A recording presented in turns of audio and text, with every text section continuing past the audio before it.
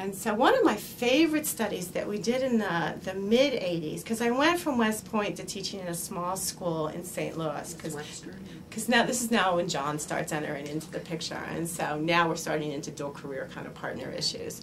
And so he was at Washington University. I went to Webster College, which then turned into Webster University, and I had a student who worked at the St. Louis Zoo.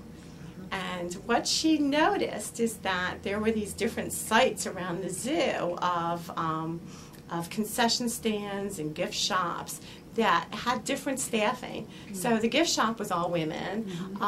There was an isolated concession stand where they only put men because it was isolated. It would be a hard place to put women, they thought. And then there was a main concession stand that was pretty maxed. And we had permission. We threw Laura Sennett, who is now last I heard was dean at Grinnell College. So she's launched this great administrative career. But Laura was able to convince the zoo's administration to let us randomly assign the first year seasonal workers. And so we put 2 men in the gift shop with all these women, and they started being invited to baby showers and became very popular. We took one woman and put her out in that isolated concession stand, which in retrospect was horrible. And she was very isolated out there. She was very uncomfortable with the men. She felt all the things that you'd expect her to feel. She felt isolated. She felt that everyone was watching her. She didn't have good relationships with the men. And she would always spend her breaks down at the main concession stand trying to be in the mixed group.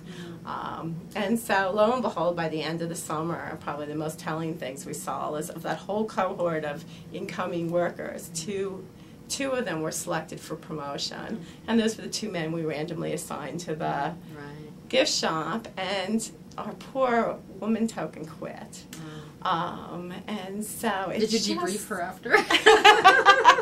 It wasn't you, it was the situation. Exactly. And we didn't. I mean, part of it was we were doing unobtrusive observations. People really didn't know that they were participating in our research. And so part of the kind of the IRB consideration was not to make people aware that they were being studied. So no, we never debriefed this poor woman. I always feel totally guilty about the fact that I'm sure she had a horrible summer.